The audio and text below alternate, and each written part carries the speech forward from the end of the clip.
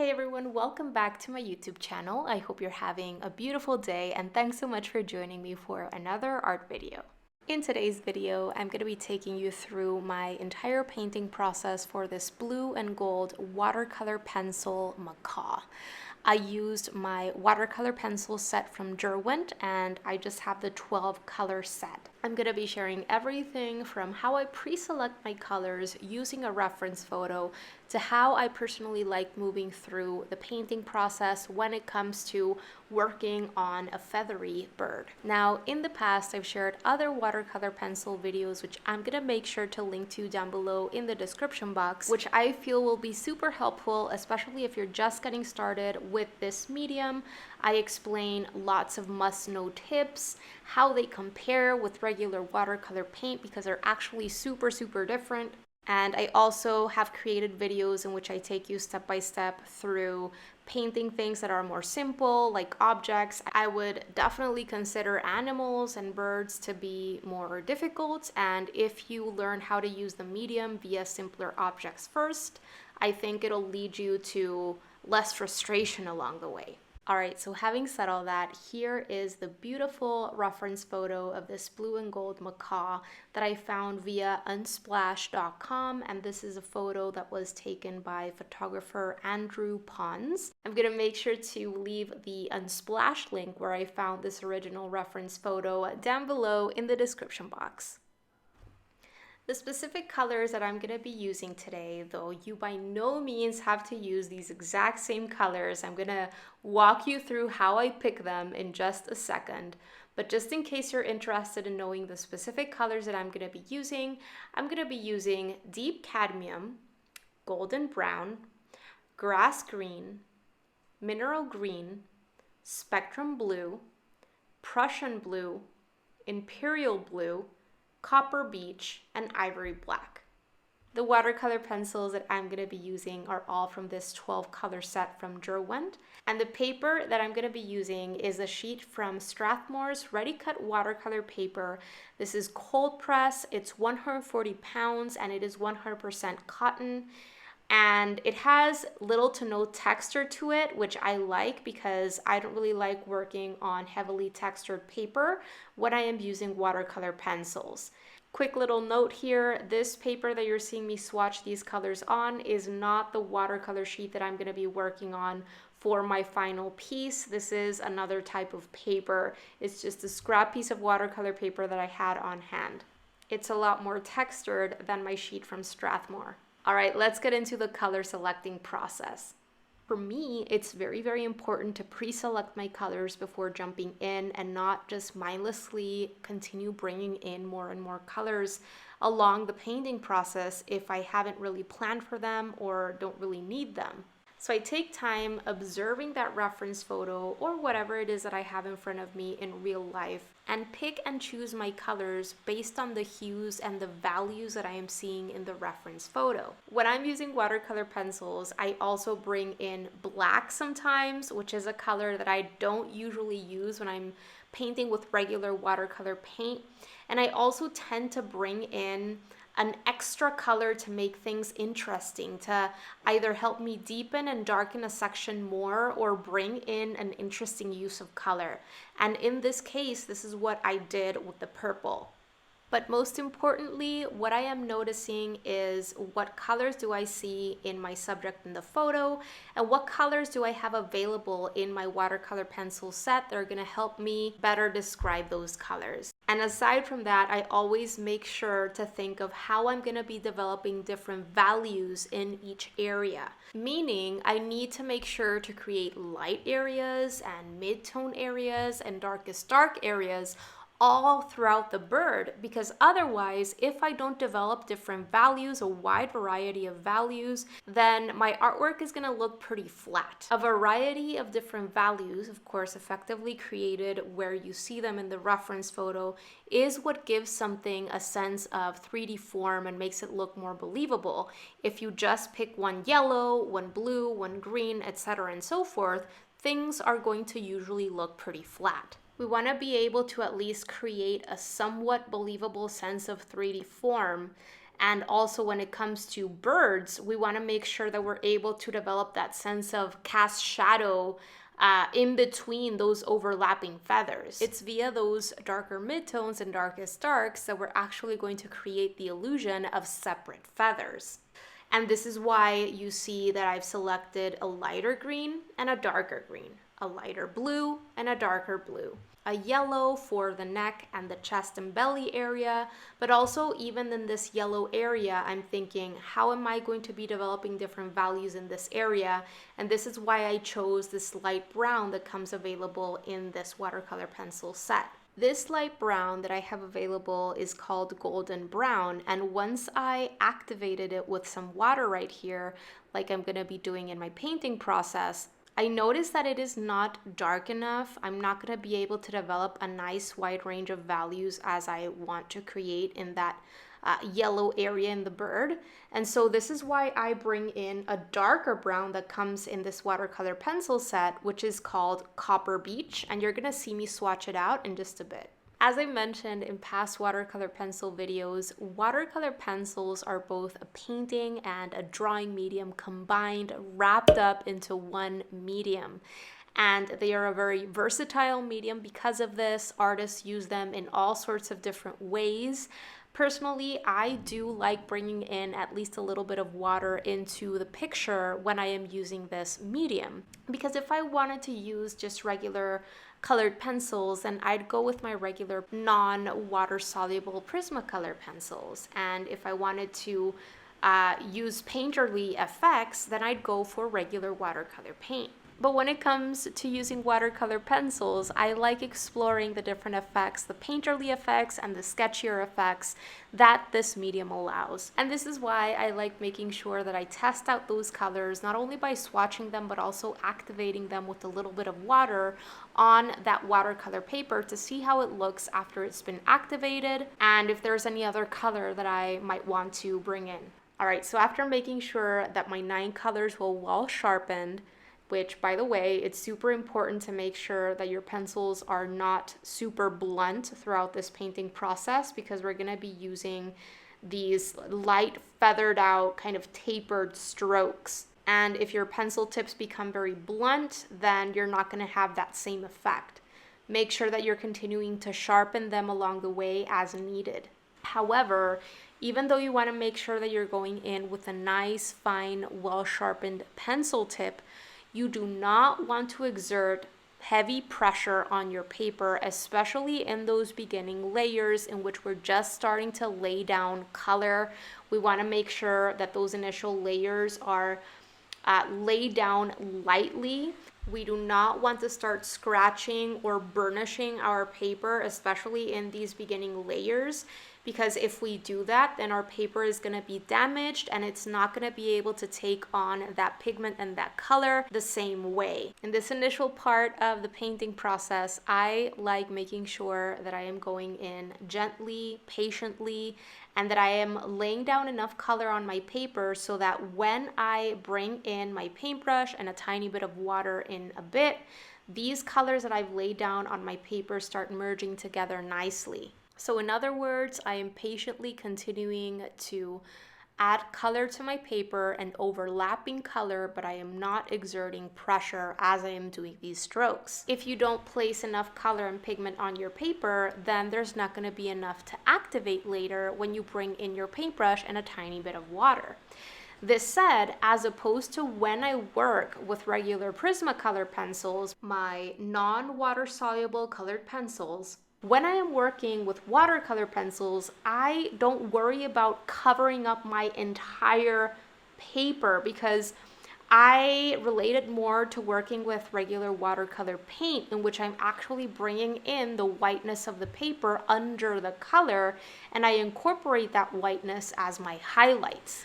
All right, so what I'm doing right here is I am using my 2 greens, my lighter green and my darker green, and I'm starting to do this work on top of the bird's head. And as I am doing this, I am really continuing to observe the reference photo and paying attention to 2 main things: the length of the feather in this part of the bird's body, as well as the direction of the feather's growth. So when you are drawing or painting, anything like birds or any furry creatures, whether it's a feather or fur, you want to make sure that you are observing how long the feather or the fur is in that particular section of the animal's body. And also, what is the direction of that feather or fur growth in that particular section? Because all throughout the animal's or the bird's body, the feather and the fur, they're gonna change, both in terms of their length as well as the direction that they're growing towards. And even the shape of fur clumps or the shape of feathers, they change. And so all of these tapered strokes that I am working on, I'm continuing to overlap here using these two greens, really go hand in hand with what I am seeing in terms of the feather size and the direction of the feather growth. And I'm continuing to use these light tapered strokes, just acknowledging where the base of that feather would be, and I'm starting there. Flicking my wrist fast and light, very similarly to how I would add in grass in a landscape. And I try to make sure that there is at least a slight subtle curve in the marks that I am laying down, because I don't want them to look too stiff. Unless, of course, I'm adding in very, very short feathers, then it's okay if they are more straight. But I like incorporating at least a slight curve in these lines and marks that I'm laying down for my feathers. Right here, I'm starting to add in a little bit of yellow on top of the bird's head for a little light effect there. And aside from continuing to notice the different color areas throughout the bird's body. So where does this green area end and where does the blue area start? Where does the blue area end and where does the yellow area start? Which it doesn't have to be identical to what you're seeing in the photo. As long as it's an approximate kind of size and location, it's gonna be fine. But aside from noticing the locations of different colors, I'm also really paying attention to where the darkest areas within this section are, because those darkest areas are where I'm really bringing in the darker color of the two that I've selected for this area, and I'm making sure to do more overlapping in those darker areas. So notice where different colors start and stop, but also notice where are the darkest areas and the lightest areas within each of those color sections that you're painting in. Because in those darker sections, you want to make sure that you're doing more overlapping of color and that you're bringing in your darker color of the pear that you've prepared for yourself. Okay, so right here, I am starting to work on the blue on top of the bird's head and behind the bird's head. And I'm getting started with the lightest blue first, and then I'm gonna be adding some of the darker blue on top of the lighter blue, only in certain sections that I want to deepen and darken values in. Create a transition between the green areas and the blue areas. So I didn't have a very obvious kind of step from one color to the next, but I made sure to create a nice, irregular, gradual transition between my green and my blue area. And it's always helpful to at least bring in a little bit of that blue into your green area, as well as green into your blue area, so that you can make sure that there is a gradual transition between the two and things look more natural. It integrates the different parts together, which is so important.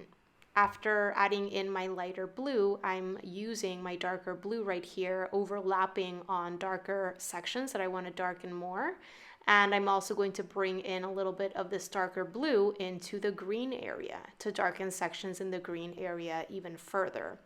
By using this darker blue in my green area, I am unifying things a little bit more, as well as deepening and darkening certain sections in which I was already starting to develop darker midtones. Whenever I'm getting started with a new color or a new section in which I'm just laying down that initial layer of color, I always get started with the lighter color of the pear or the bunch that I've prepared for myself for the area on hand. I do some overlapping of that first lightest color, especially in the darkest dark areas that I'm going to be developing. And once I feel I have enough of that first color, I go in with my second color. And as I get darker and darker with my colors, I'm more mindful to only use those colors in areas that I want to push darker values in. And in this particular case, I'm really noticing the darker values created by the structure of the bird's body, but also the darker values created by the overlapping feathers. Right here, I'm getting started with this very large portion of the bird's body, which is where the yellow feathers are in. And I get started with, once again, the lightest color that I've selected for the area on hand, which is this lighter yellow. And I am still paying attention to the length and the direction of the feather growth in this particular area as I am doing these strokes.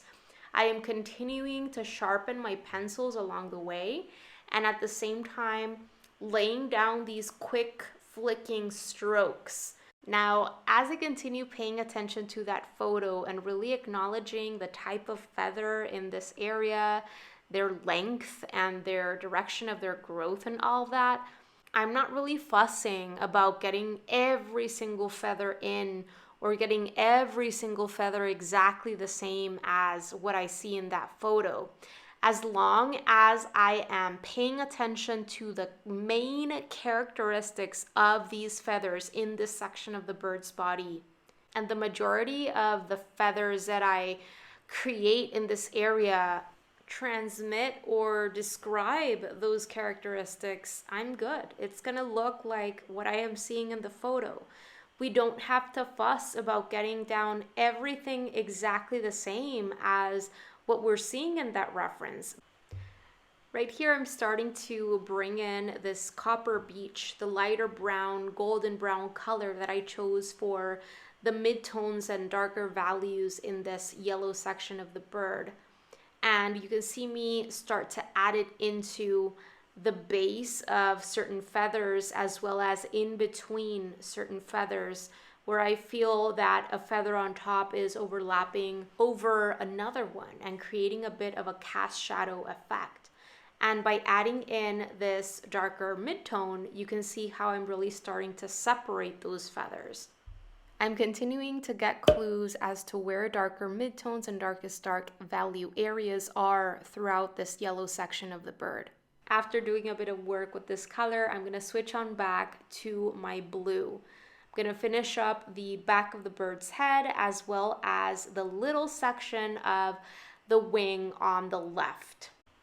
Once again, I am going to get started with the lighter blue first.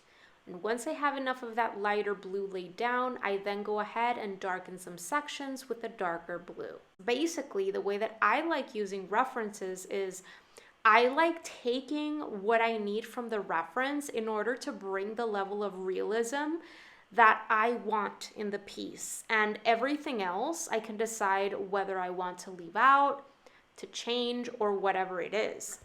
I'm not really ever looking to create a carbon copy of my reference photo or even whatever I have in front of me in real life, but I like having something concrete to stem from because I do like bringing in a certain level of realism into my pieces, and having that visual information readily on hand for me just enables me to just see subtle nuances and characteristics that I would have otherwise maybe forgotten to bring in, and just little things that maybe add interest or more realism into my work. After finishing up with my lighter blue, I switched on over to my darker blue once again, darkened certain sections all throughout the blue area, and now I am getting to work in the black feather section right under the bird's head. For this small black feather section, I'm going to be using the same color combo that I'm going to be using in the bird's beak. Only with the feathers, I'm going to be using the same kind of stroke that I've been using for the feathers. And for the beak, I'm going to be using circular motions to fill in that area in a more kind of uniform way to portray that texture in the beak a little bit better. So I'm using a combo of my darker blue, my purple, and my black. And this is something that I like doing whenever I see something that's black. I don't really only use black. I like bringing in different colors so that I can add more of an interesting use of color and more dimension into the area. So initially I went in with the darker blue, and I am now going in with the purple overlapping that purple on top of the blue only on certain sections. It's the same exact kind of method or strategy that I am using here.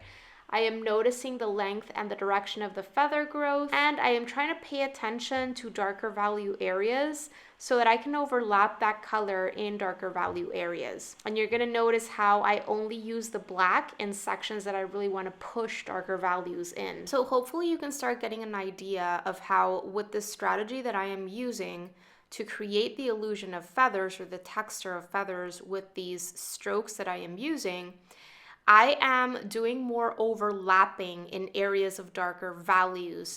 In other words, I am covering up a greater amount of paper in darker value areas. And then the areas of mid-tone values, they have a medium, I guess you could say, amount of pigment on them. And then the lightest value areas have a smaller amount of color or pigment on them.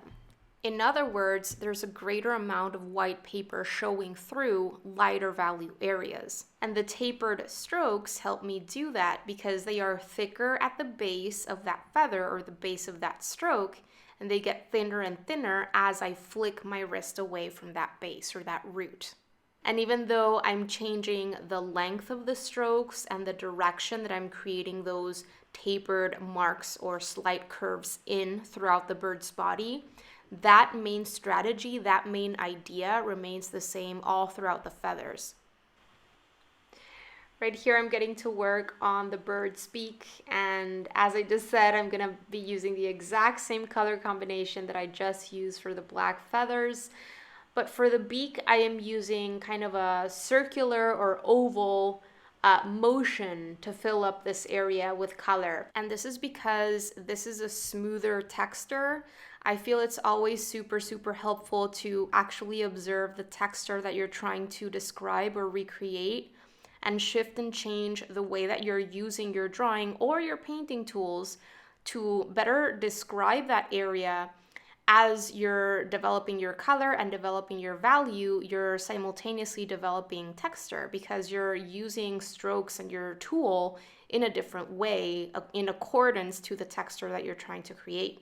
I'm making sure to go in, as you can see, with light pressure. I'm not exerting very much pressure on my paper at all because I don't want to scratch or burnish my paper. So initially I went in with my blue. I am now going in with my purple with those circular motions. You can see me darken certain sections with the purple by overlapping my purple on top of that blue. So it's not my intention to completely cover up my initial blue layer with purple all throughout, but I'm only overlapping the purple on the blue in mid-tone sections, darker sections that I want to darken even more on top of that blue layer. And then with the black, I am darkening smaller sections within those layers of blue and purple. I'm trying to notice darker value sections in the beak in that reference photo and just trying to add a little bit more of a darker value, create a little bit more of a darker value in those darker value sections that I see in that reference photo.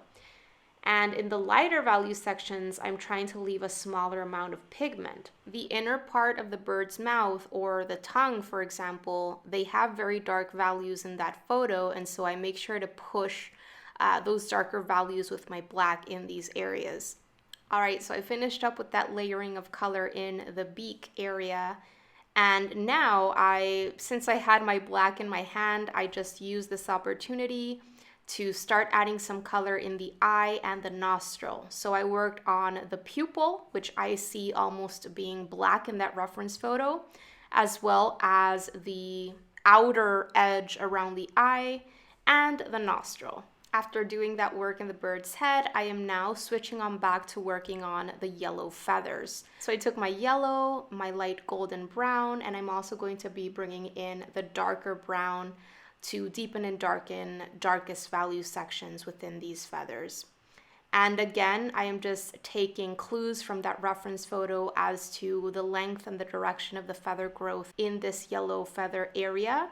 And you can see me approach this area as groupings of marks to describe those individual feathers. And then it's really not until I start adding in the lighter brown and then the darker brown, that I actually separate those feathers or those groupings of feathers even more.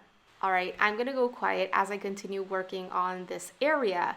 And when I finish with all my darker values, you're gonna notice that I go back to my lighter yellow and I add a little bit more pigment in sections that I feel I don't have quite enough color in, because even though I do want to make sure that I have certain sections with little to no pigment on them, I just want to make sure that I have a good amount of pigment on my paper before I move on to the next part of the painting process, which is going to be bringing in the water. And this is because I want to make sure that that color is nice and vibrant after bringing in that water, because otherwise I'm gonna feel compelled to go in with a second layer of color after the water has dried, and it's just gonna be way too much layering.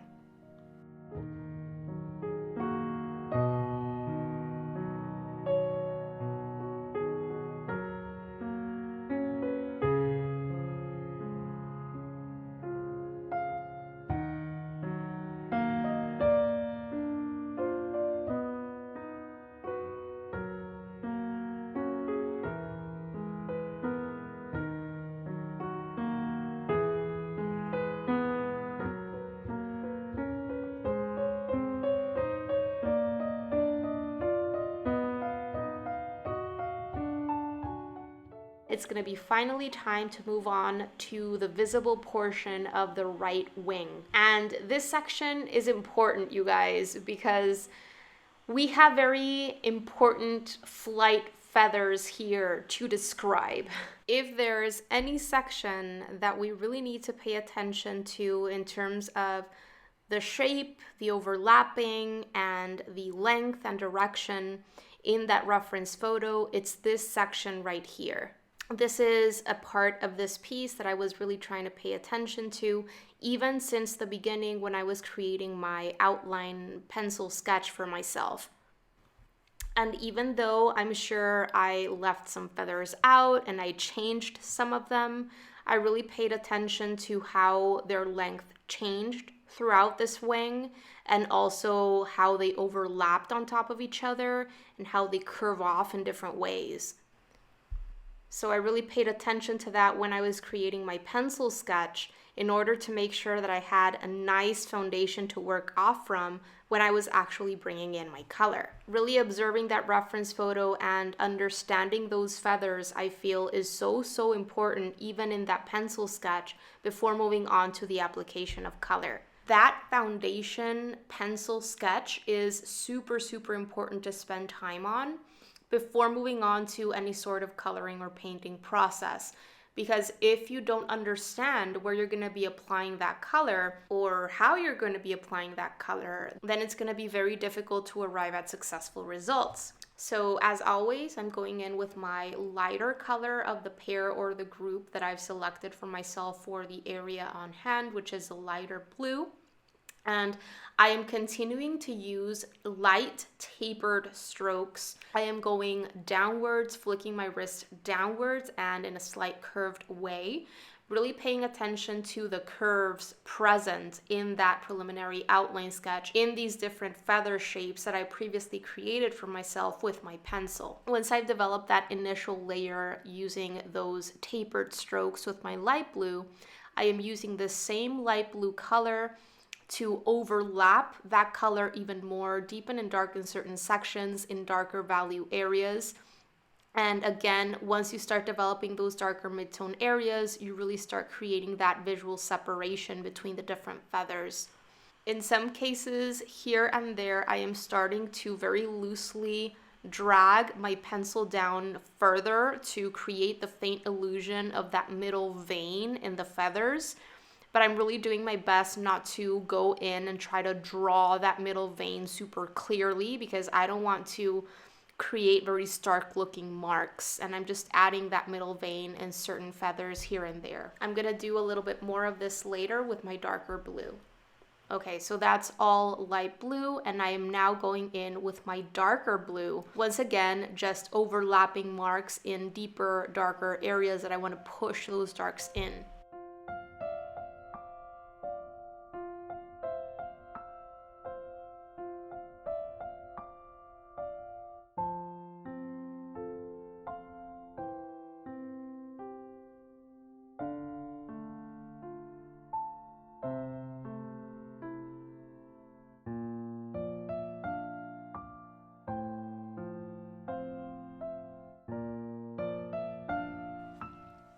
All right, so just finishing up here, I am using this darker blue just to push a few darker value areas here and there throughout the bird's head, and then it's going to be time to move on to the next part of this painting process. And this is going to be to finally bring in a paintbrush and a little bit of water to activate that color. Before I bring in my paintbrush and my water, I always like making sure that I have a good amount of color already on my paper and that I have a nice variety of values, lights, midtones, and darks developed all throughout. Now I am going to be using a size 4 round brush and a size 1 round brush for the eye and little small areas. I'm going to get started with my size 4 round brush. And what's super important to know is that we really don't need very much water at all, and it's super important to stay on top of water control.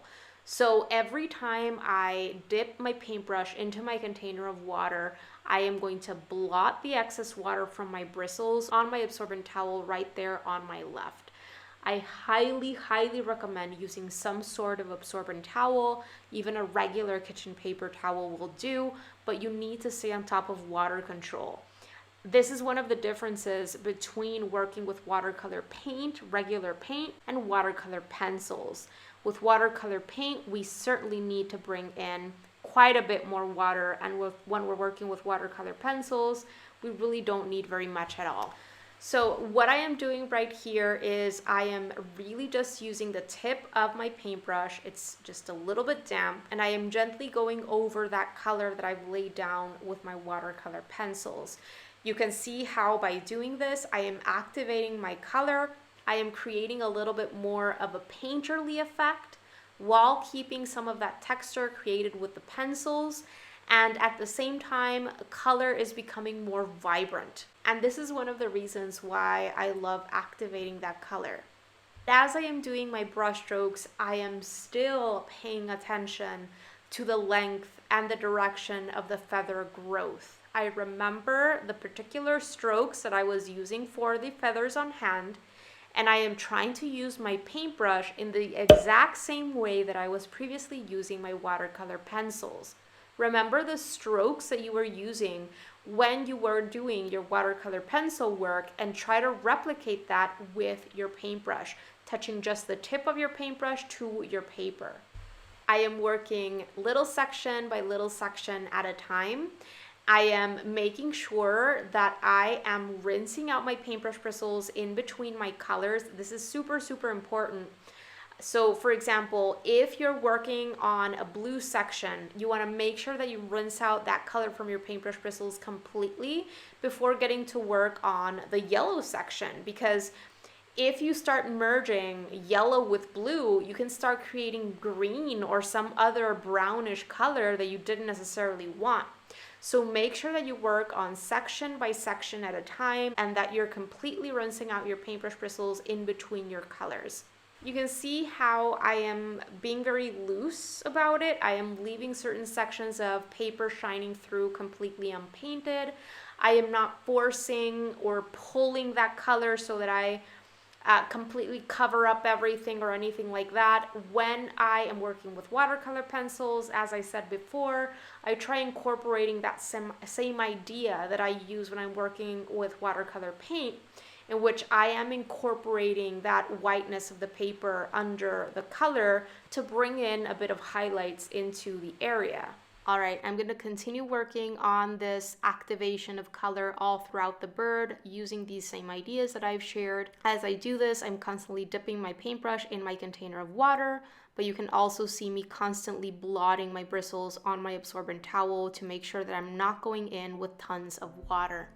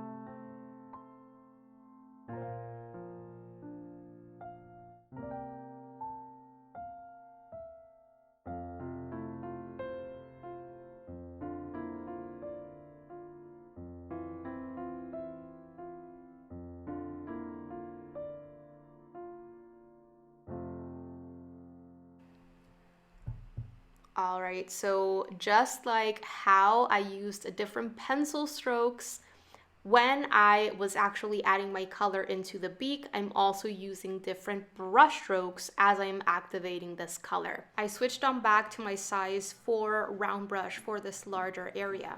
Sometimes I'm pressing down the belly of my paintbrush because I'm not really trying to create lines or marks, but trying to fill up spaces with larger color shapes.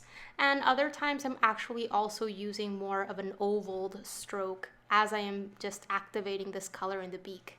And for this beak area, you're gonna see me do a little bit of lifting. So all this means is I'm gonna be removing a bit of that pigment off from my paper by going in with gentle scrubbing motions using my paintbrush and then doing a little bit of lifting with my absorbent towel. And this is because I felt that the area was starting to look a little bit too flat. And by doing some lifting, I am developing lighter values in this area, which is gonna help me give the beak a little bit more dimension. Okay, after doing that, I'm going to switch on over to my size 1 round brush, and I'm going to very, very carefully activate that black in the pupil as well as along the edges of the eye. That should help deepen and darken the black and at the same time smooth out at least a bit of that texture created by the pencils. You can see me very carefully go in with just the tip of my paintbrush so that I can make sure that I don't accidentally bring that black out into areas where I didn't want it. And it's super, super important to go in with just a teeny tiny bit of water. Next, I switch on back to my size 4 round brush and I use this technique that I've shared in other watercolor pencil videos in which I'm actually using my scrap piece of watercolor paper as a sort of mixing palette, if you will. Because what I'm going to be doing is using my paintbrush, I'm going to activate that color on my scrap piece of watercolor paper that's just black, by the way, and I'm going to bring out that color from there onto my painting. And the reason why I decided to do this technique for this area, which is kind of important in the bird's face, is because I want to develop very, very light gray values in this off-white space or part of the bird's face. And if I went in with my black pencil in this area, I would risk just having way too much color in there, having it look way too black. And I don't want to start painting in the actual little black feathers that are in this area of the bird. I'm actually going to be adding in the black feathers until after I've developed these very light gray values that are not actually feathers, but they're skin. If you observe the photo, you can see a almost wrinkly skin texture in this off-white area in the bird's face. And so what I am doing with this very small amount of black in my paintbrush bristles is I'm just developing at least somewhat of a range of gray values in this off-white area so that I don't leave it completely flat white. So I'm just painting in very abstract, irregular, light gray, very translucent shapes in this area, taking clues from that reference photo. And by creating at least this slight variety of light gray values with painterly abstract shapes, as opposed to marks, I'm just creating a more subtle effect. All right, so I'm all done with the water for now. I set it aside and I allowed everything to dry completely. It's super, super important that you allow everything to completely dry before jumping back in to do what we're gonna be doing next. This is super, super important because when paper is damp, it's fragile and you don't want to go in and scratch and damage it with a sharp, pointy pencil tip. But anyway, my objective with this part of the process is to deepen and darken darkest value areas to develop a little bit more of that texture. And you're also going to see me add a little bit more detail, especially in the bird's face and head. So I'm going in all throughout the bird with the darkest color that I've selected for myself for all of these different areas to deepen and darken darkest value areas in between feathers, right here, right on top of the bird's eye, so that I can really create a little bit of a rounded out look for these little feathers. I'm also going to be pushing darker value areas where it would make sense in terms of those cast shadows, like for example, under the bird's wings. And I'm just going all over the bird, making sure that I'm switching to the color that I need for the area on hand, the darkest color that I've selected for that area, and adding a little bit more of a tonal contrast if I feel I need to. But I'm going in loosely, lightly, and I'm trying not to go overboard because I definitely don't want to overly cover my lighter values. In just a bit, when I get to this wing that is closest to us, you're also going to see me push the middle vein along many of these feathers a little bit more with this darker blue. I do it with a quick flicking motion. I'm not really trying to really draw it out super perfectly or anything like that. There is no need to overly describe that middle vein.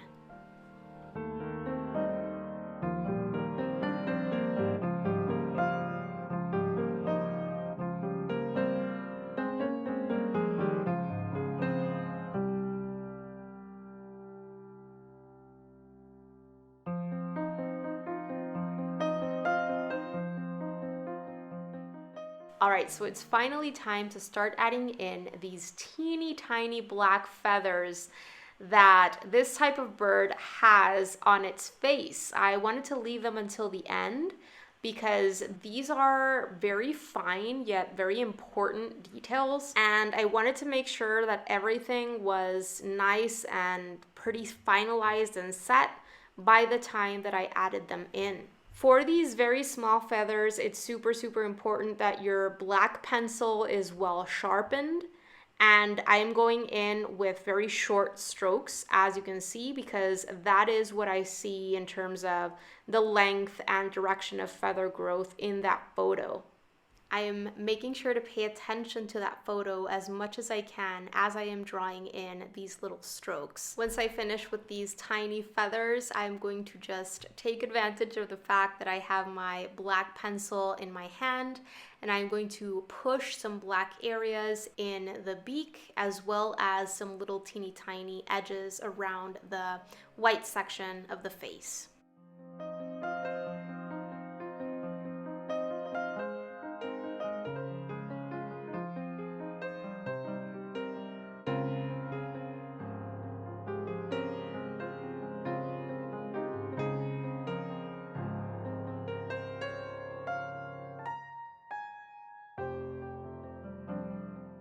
All right, we're almost done here. We're in the final stretch. All that's left to do is activating that color in the teeny tiny black feathers in the face. So obviously I'm using my smallest paintbrush that I chose for this process, which is my size 1 round brush. And with a very small amount of water in my paintbrush bristles, I'm just gently going over all of the little tiny marks that I created for these feathers. And I'm just following that same direction of that stroke that I initially created with my pencil, just replicating that same stroke with just the tip of my paintbrush. That should help smooth out that color a little bit more, make it a little bit darker, and create a little bit more of a painterly look. Right here, I'm gonna add a teeny tiny bit, just a hint of color in that eyeball, because I see a little bit of a blue-green tinge in that eyeball, at least certain sections within that eyeball in that photo. So what I did was I scribbled a bit of my light blue and my green right on top of each other on my scrap piece of watercolor paper. I activated that with water, and I added just a bit of this mixture in a very translucent state only into certain sections of that eyeball. I made sure not to cover up the entire white of the eye because I really wanted to make sure to have some highlights in that eyeball. It's super important to have highlights in an animal's or a person's eye because this is what's going to make them look moist and alive. All right, so just finishing up with the last few details here, I am developing a little bit more of a subtle hint of wrinkles and a subtle hint of light gray values in the visible skin portions in the bird's face by, again, taking just a bit of that black in a very watered down translucent state from my scrap piece of watercolor paper, and then bringing it onto my watercolor paper. I use my size 4 round brush for that, and just added in those very light gray shapes in a very irregular, abstract way, taking hints from that reference photo. And then just to finish up here, I am pushing darker value areas just here and there throughout the bird's body, once again with the darker color that I chose for the area on hand.